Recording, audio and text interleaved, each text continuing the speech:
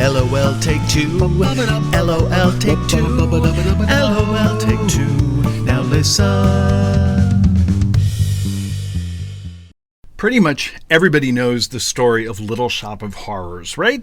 It became a big hit musical in the 80s, but it all started with this Roger Corman movie that was filmed back in 1960 for about a nickel. I mean, seriously, my Super 8 movies we made back in Des Moines, Iowa in the 70s had bigger budgets. And it was a very dark story about this plant that gets a poor schmuck named Seymour Krelborn to feed it blood. He starts by feeding it his own blood, but the plant needs to be fed continuously to stay alive.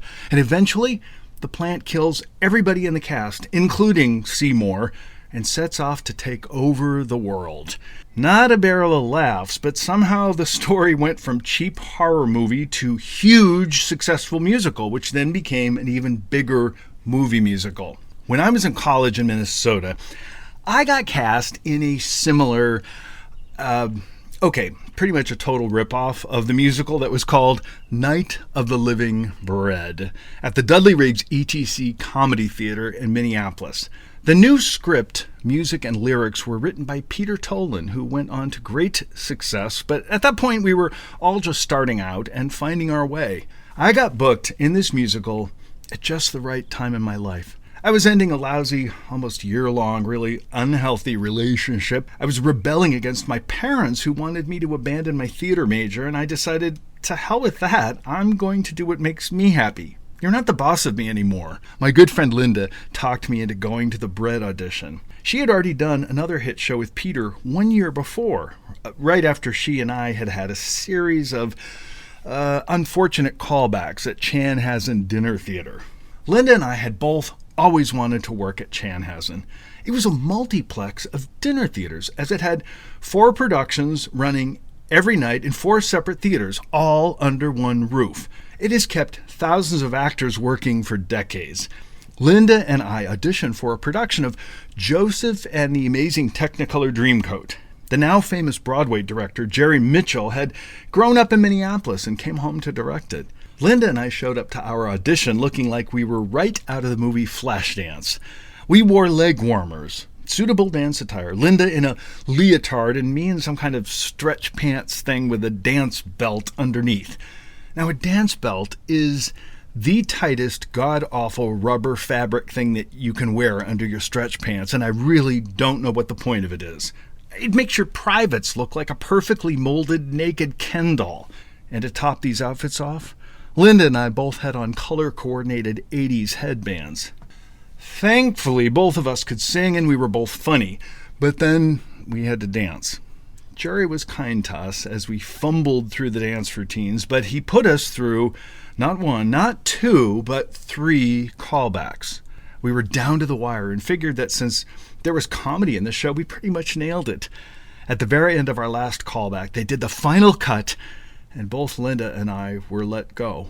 We drove from the western suburb of Chanhassen to my dorm room in silence. We were so bummed. We both sat in Centennial Hall, dejected, and we cried. Linda went back to her sorority house where her roommate was heading off to audition for Peter Tolan's first show he had just written. She talked Linda into going with her just to get over the loss of Joseph. Of course, you know what happens. The sorority sister didn't book it, but Linda did. It was a huge hit and started Linda off on a whole different trajectory. And, well, that's showbiz, kids. So a year later, my trajectory changes with Night of the Living Bread. Thank you, Linda. It was a silly show and obviously a takeoff of Little Shop, as it's about bread that gets some poor schmuck to feed it. It eventually kills everybody in the cast and takes over Minneapolis.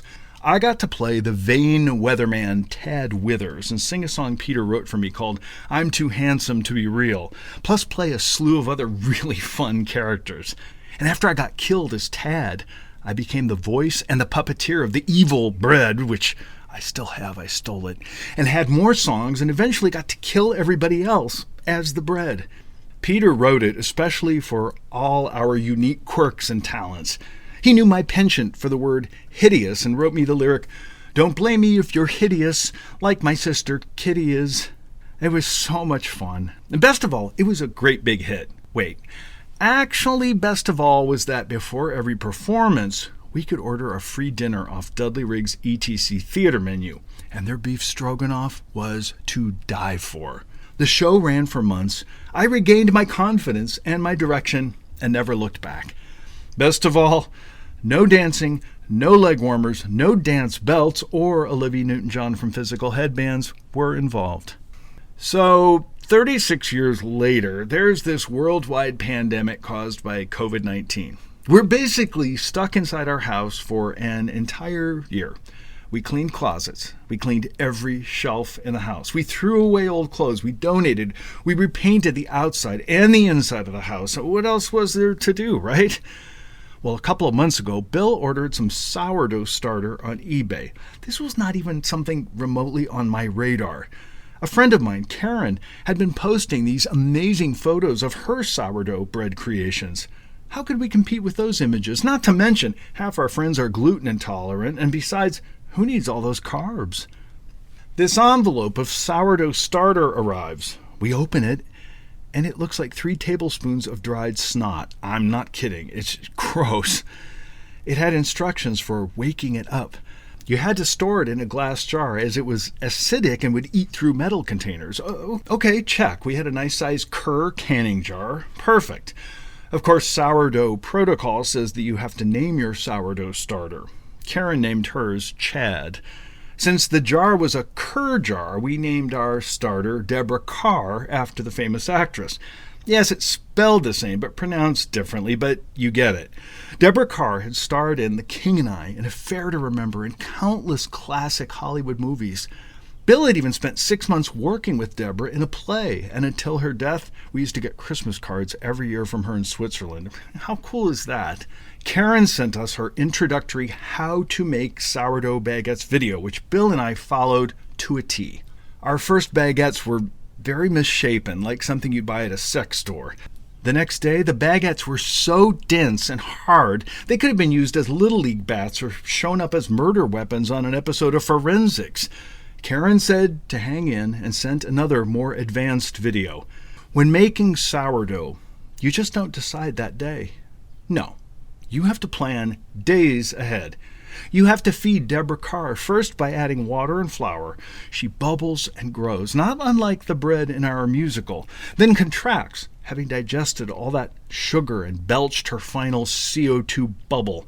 Then you pour off Deborah's hooch, which sounds naughty, but it's just dumping off the watery stuff that floats to the top. Only at this point can you make your poulish, or pouliche as it's pronounced in some circles, which involves mixing 2 ounces of freshly fed Deborah, minus her hooch, with flour and water, and then letting that mixture sit out on the counter overnight. Only then can you make your bread. Ye gods, no wonder bread costs $7 a loaf at the store. So we tried it again. This time, the baguettes were better and began having the telltale sourdough holes in it, which in the sourdough bread vernacular is called crumb. Karen would check in with me. How was your crumb on this last batch? Our crumb was getting better, but still had a ways to go. We tried another batch, this time making boules, which are basically round loaves, and doing this folding and pinching method with what is now my favorite kitchen spatula. Karen became like my sourdough AA sponsor. She asks how Deborah is doing. She says that she sings to her starter, Chad, when she's making bread. She even wants to do FaceTime baking with us. Oh my God, does that mean I will have to shower and shave? Finally, we are getting boules that come out of our 450-degree oven with convection feature turned on, very important, that have gorgeous baker's marks on them, have risen considerably in the oven, are golden brown and crispy on the outside, but when sliced open, our crumb, if I do say so myself, is now ravishing. Lots of beautiful holes in the soft bread caused by that miracle of kitchen chemistry and our starter. It's quite amazing that sourdough bread contains only 3 ingredients: filtered water, flour, and salt. Well, and of course, Deborah Kerr. Deborah is only fed flour and filtered water, but to have her continue to create that gorgeous crumb, she needs to be fed every 5 days. Bill has it in the calendar, and every 5 days a notice comes up, feed Deborah Kerr. Oh my God, it's like we have another person living in the house. We switched from regular flour to bread flour, and Deborah seems to like that. But how far is this going to go? Does Deborah have a favorite spot in the fridge in between feedings? Or on the counter when we fed her? Are we going to have to start shopping for Deborah? Buy her gifts?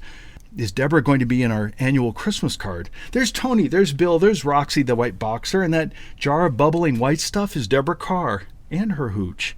And what happens when the pandemic is over and we can travel again? My mom said she's heard of people who take their sourdough starter on vacation with them. We'll be telling flight attendants, I'd like the chicken, Bill would like the fish, and Deborah would like some filtered water, please. Or are we going to have to get a house sitter who can take care of Roxy and feed Deborah Kerr? Roxy may start getting jealous. One time we had frozen tortillas thawing on the kitchen counter before dinner. We went in to eat, and they were gone. Roxy was sound asleep on her bed, but looked up with one guilty eye. What if she gets jealous of Deborah Kerr and all the attention we give her?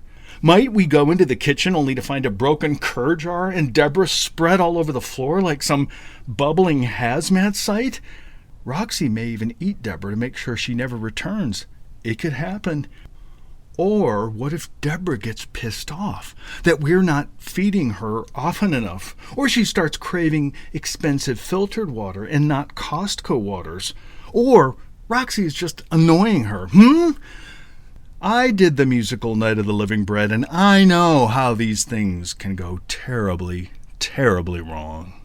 LOL take two. LOL take two. LOL take two.